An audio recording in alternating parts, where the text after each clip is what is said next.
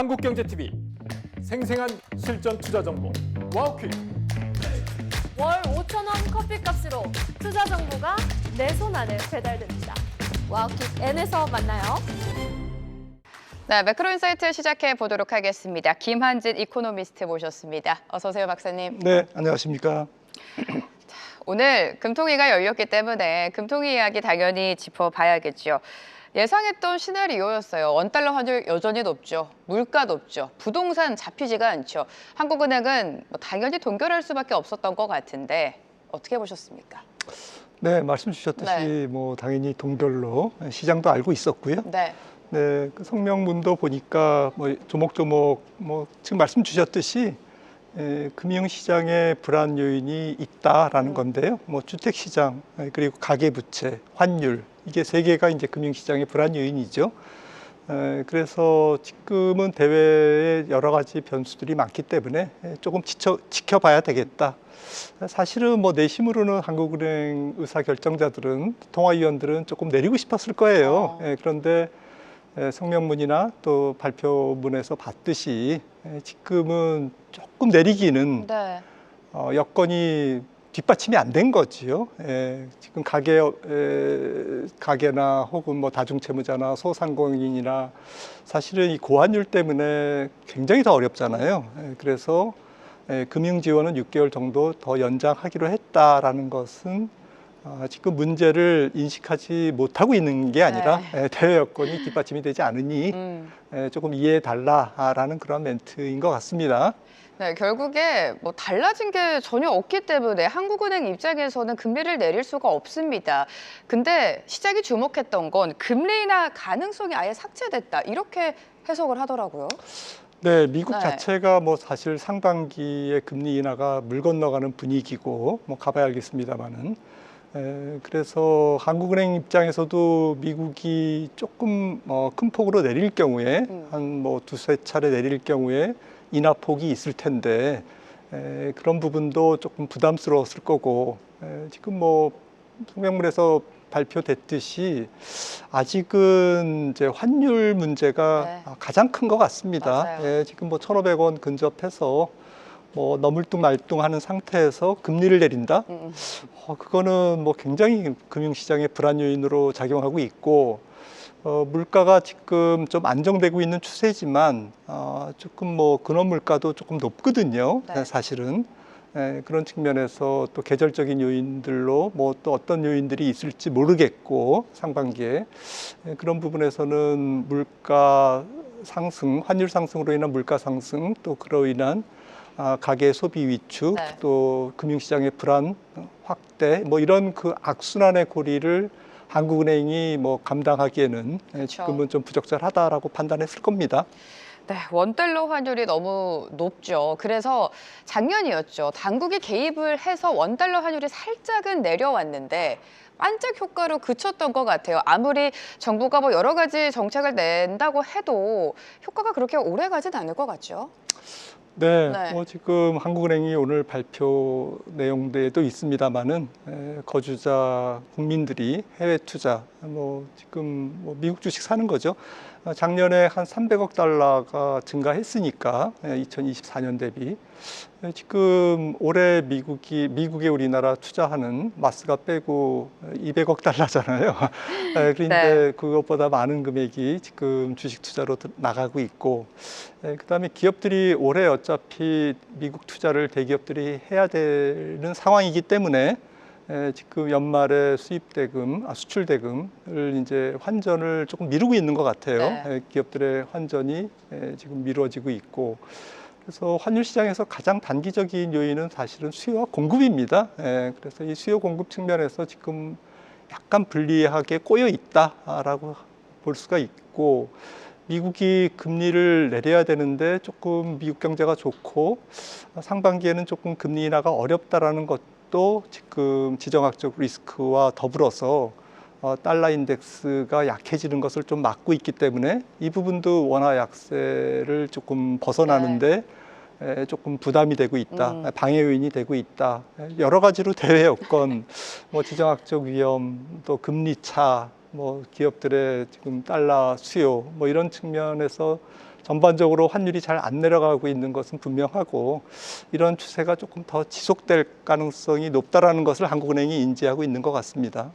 네, 이렇게 원화가 유독 약세 흐름을 보이다 보니까 미국의 베센트 장관까지 원화에 대한 발언을 내놨습니다. 어떤 이야기가 오갔나요? 네, 뭐 보도 네. 내용은 뭐 좀 디테일이 없어서 저도 잘 모르겠습니다만은 사실 좀 저는 뭐 병 주고 약 준다 이런 생각이 들었고요. 그러네요. 네. 네, 작년 7월부터 사실은 원화가 하락하기 시작했고요. 원화 가치가. 그 일본 엔화도 사실 작년 7월부터 하락하기 시작했는데 작년 7월이 사실은 이제 그 트럼프 대통령이 25% 관세를 압박하면서 지금 미국에 투자를 하라는 것을 이제 압박을 지금 이끌어낸 그러한 시기였잖아요. 그러니까 지금 대규모 외환 유출이 불가피한 비록 한도가 200억 달러고 뭐 수익성이 있고 합리적인 투자에 제한한다라고 했지만 우리나라 외환 보유고가 4,300억 달러인데 좀 뭐 충분하지만 뭐 그 외환의 어떠한 그 안정성의 측면에서는 충분하지만 GDP 대비 2.3%밖에 안 되거든요. 사실은 계속 외화 자산 운용 수익이 몇백억씩 쌓여가지고 궁극적으로는 5천억 달러, 6천억 달러 이렇게 외환 보유고가 증가돼야 되는데 이제 이게 이제 밖으로 유출되는 거잖아요. 네네. 이제 환율 시장이 거기에 대해서 지금 스트레스를 분명히 받고 있는 겁니다. 베센트 장관이 얘기하는 것은 사실은 뭐 미국 때문에 우리 환율이 지금 어려운데 뭐 좀 뭐 이론적으로 뭐 실효 환율이라든지 또 뭐 다른 나라와의 비교 환율이라든지 교차 환율이라든지 이런 측면에서 한국 원화가 그렇게 나쁠 이유는 없다라는 이제 덕담식으로 저는 받아들였습니다. 나쁠 이유가 없는데 좀 과도하게 원화만 약세다. 베센트 장관의 이런 발언이 나왔습니다. 자, 원화랑 엔화가 최근에 동조 현상을 보여주고 있죠. 일본 같은 경우에는 다음 달이죠. 2월에 조기 총선 가능성까지 제기가 되고 있고 여당이 승리를 하게 된다면 엔화의 변동성은 어떻게 될까요? 네, 2월에 총선을 할지 아니면은 6월에 이제 정기국회 끝나고 8월에 할지는 아직 미지수입니다만 2월설이 조금 유력해지고 있죠, 지금. 네네. 다카이치 총리 입장에서는 지금 의석이 절반도 안 되기 때문에 국정 동력이 떨어지니까 당연히 이제 승부수를 띄운 거고요. 그게 이제 전가의 보도죠. 일본 총리가 그 의회를 해산하고 다시 중요한 선거를 할 수 있다라는 것은. 그래서 만약에 그렇게 되면 시장은 좀 엔화 약세 쪽에다가 더 베팅을 할 것 같고 다카이치 총리 뭐 제2의 아베노믹스 계속 외치고 있고 하기 때문에 돈 풀겠다라는 거죠. 그런데 과연 뭐 일본의 어떤 그 다카이치 총리가 이제 그 국정 동력이 강화되고 리더십이 조금 강화됐다고 해서 밀어붙일 수 있느냐라는 부분에 대해서는 저는 조금 부정적이다.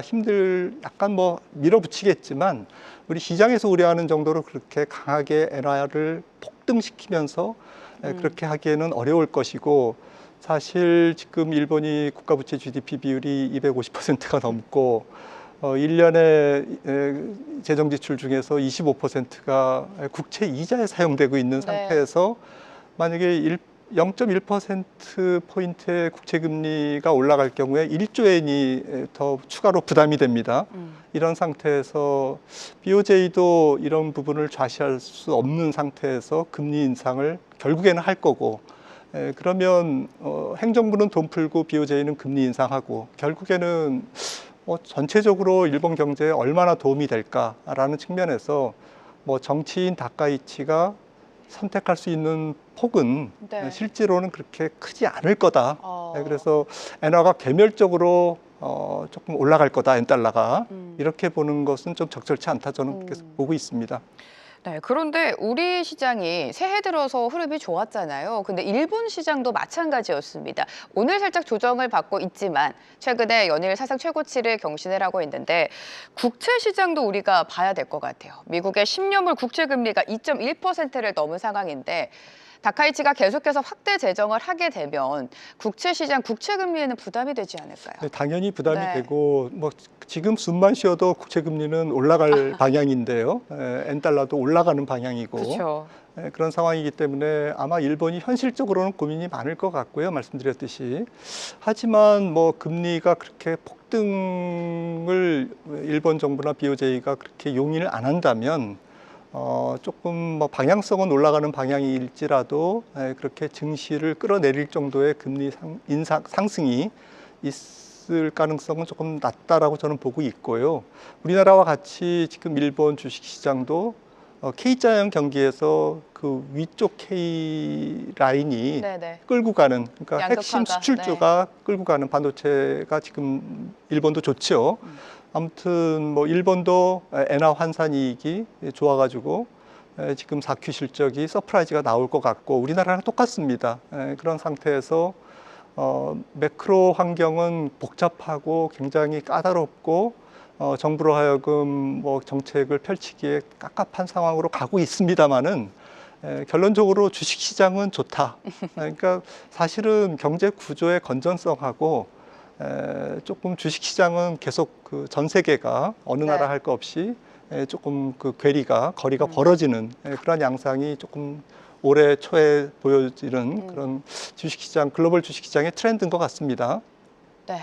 일본 경기도 그렇고 한국 경기도 그렇고 지금 미국 경기도 그렇고요. K자 성장이 좀 심해지고 있습니다. 그만큼 양극화가 강화가 되고 있다는 건데 반도체를 그 속에서 빼둘 수가 없죠. 사실 한국 같은 경우에는 수출 지표도 잘 나오고 있잖아요. 원화 강세 요인이 되지 않을까 이런 기대 여전히 걸고 있어요. 어떻습니까?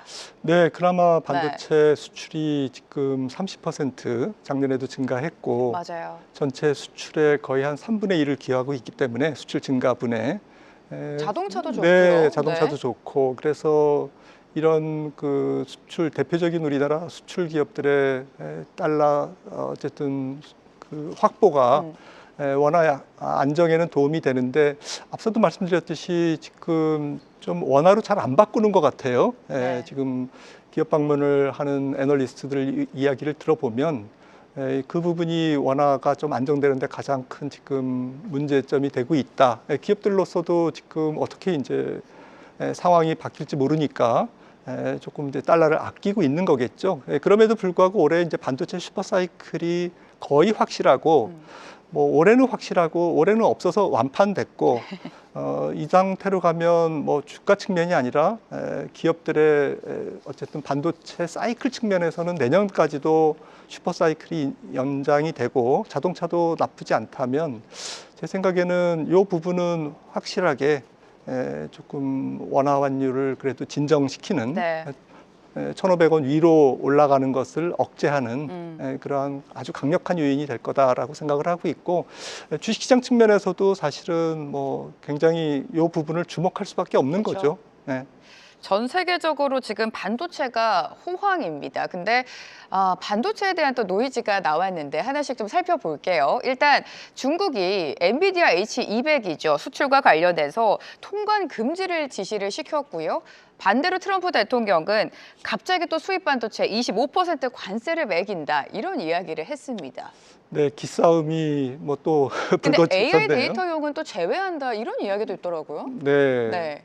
지금 어쨌든 뭐 25%의 이제 그 관세에 서명하고 이런 부분은 대만에서 생산해서 미국에 수입해서 다시 중국으로 수출되는 여기를 겨냥한 것 같아요. 그런데 우리나라 하이닉스라든지 삼성전자도 이제 그게 탑재돼서 대만에 이제 HBM을 만드는데 우리가 이제 기여를 하고 있지 않습니까? 그런데 미국에 수출되는 대만에서 이제 TSMC가 생산되는 HBM이 미국에 수출될 때 그것이 이제 미국에 사용되는지 아니면은 중국으로 이제 재수출되는지 우회 수출되는지 이 부분이 애매하죠. 그래서 뭐 현실적으로 이것을 발라낼 수 있을까? 저는 뭐 업계에서는 조금 약간 의아해하는 그걸 이제 조금 현실적으로는 어렵다라는 얘기겠죠. 그래서 약간 큰 틀에서는 뭐 서로 밀고 당기는 밀당 뭐 약간 기싸움 이런 걸로 봐야 되지 않을까 싶고요.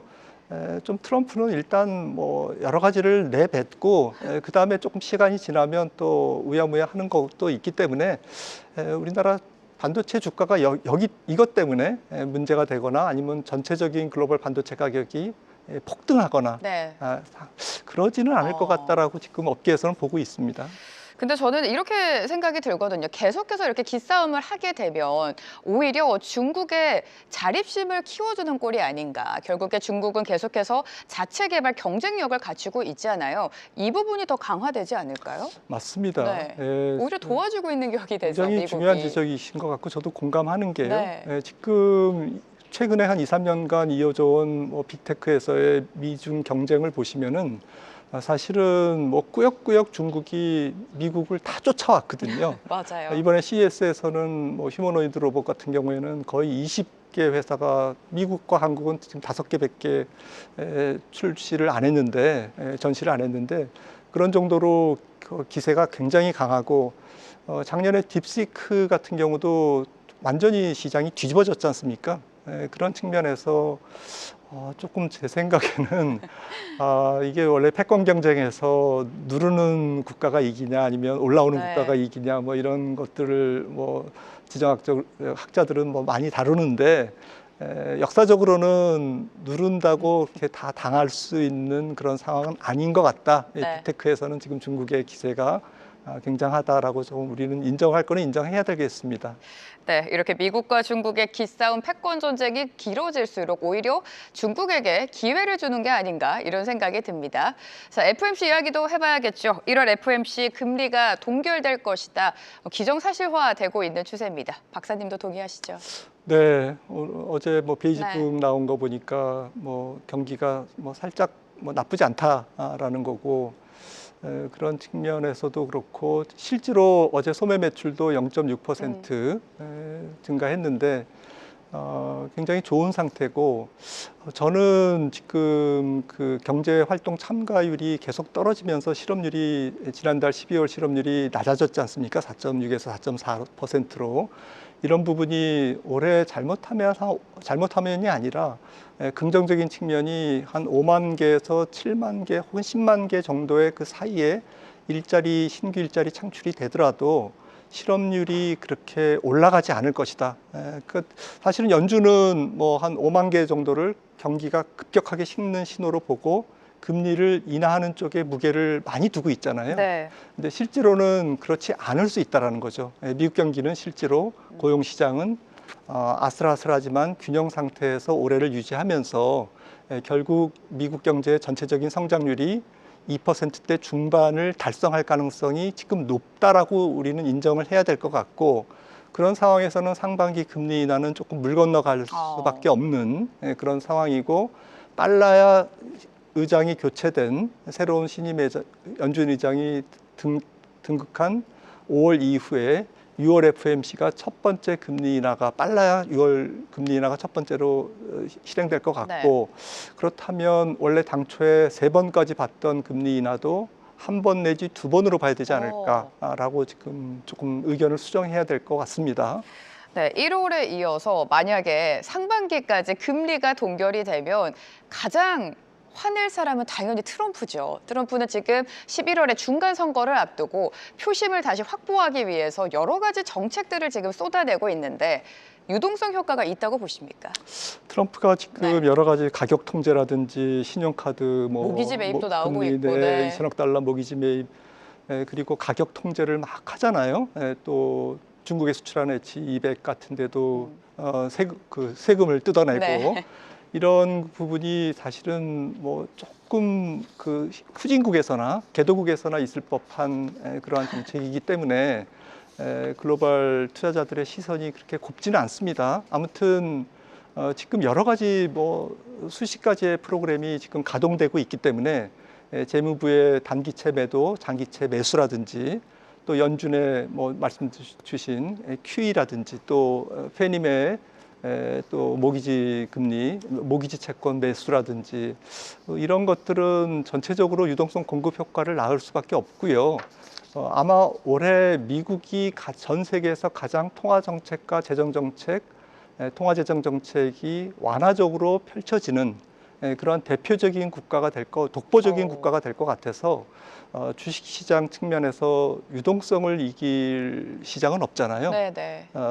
유동성과 맞짱 뜨지 말라라는 게 이제 월가의 오래된 격언인데 네. 주식시장 측면에서는 조금 안도할 수 있는 그러한 프로그램들이 많이 지금 대기하고 있고 아마 가열차게 10월 10일 말까지 펼쳐질 것 같습니다. 네, 중간 선거 전까지 이렇게 좀 적극적으로 유동성 돈을 풀게 되면 물가는 어떨까요? 좀 위협을 받지 않을까 이런 걱정이 되거든요. 물가가 네. 올해는 안 올라갈 것 같습니다. 음. 그래서 유동성이 한꺼번에 풀리는 게 아니라 지금 11월을 향해서 계속 풀려가고 그런 상태에서 또 물가를 직접적으로 억제할 수 있는 유가 통제라든지 또 이런 그 실질적인 상품 물가를 통제하는 그러한 정책들도 예상되기 때문에 그리고 전체적인 서비스 물가가 임금 상승률이 둔화되면서 억제돼 있죠.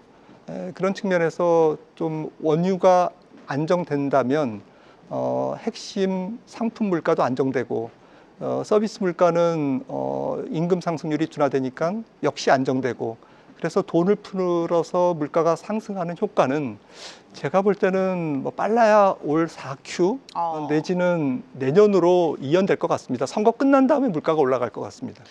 물가는 그럼 그렇게 걱정을 안 해도 될 것 같고 가장 큰 걱정은 당연히 고용이죠. 미국 고용 현재 어떻게 판단하세요? 네, 네. 앞서도 뭐 잠깐 말씀드렸듯이 해고도 없고 채용도 없는 맞아요. 그런 상황에서 경제활동 참여 인구 자체가 줄고 있기 때문에 베이비 부머라든지 불법 이민자의 추출 때문에 이제 그런 현상이 나타나는데 그러다 보니까 실업률이 아슬아슬하게 4%대 중반을 넘지 않는 그런 상황이 올해 내내 지속될 가능성이 있고요. 제가 가장 중시하는 것은 2주 연속 실업수당 청구 건수인데 이런 부분들이 사실은 많이 내려와 있습니다만은 균형 상태입니다. 경제로 보면 침체도 아니고 초호황도 아니고 거의 중립 수준까지 지금 내려와 있는 상태에서 올해 내내 그런 중립 수준에서 유지되지 않을까라고 생각을 하고 있습니다. 네, 박사님 보내드리기 전에 마지막으로 금 동향도 좀 짚어볼게요. 금값이 다시금 상승세를 보여주고 있습니다. 사실 주춤했던 비트코인 시장도 다시 반등에 나서주고 있는데 금값과 코인 시장 어떻게 전망하세요? 네, 앞서 뭐 유동성이 다시 또 풀리니까 에브리싱 랠리가 조금 더 이제 재현되는 그런 분위기인데 맞아요. 금은 작년에 70%나 올랐기 때문에 올 상반기에는 조금 쉬어가지 않을까라고 저는 보고 있는데 올라도 작년 상반기, 작년 전체적으로 올라갔던 그런 추세는 어려울 것 같고요. 그래서 조금 다음 상승을 위한 기술적인 횡보 국면으로 생각이 돼서 작년에 상승했던 그런 가파른 상승을 너무 믿고 지금 공격적으로 사기보다는 조금 저점 매수했으면 좋지 않을까라고 생각을 하고 있습니다. 네, 금값의 전망까지 들어봤습니다. 김한진 이코노미스트와 함께했습니다. 고맙습니다. 계속해서 다양한 경제 이슈를 알고 싶다면 구독과 좋아요, 알림 설정 부탁드립니다. AI 캐스터 권미정이었습니다.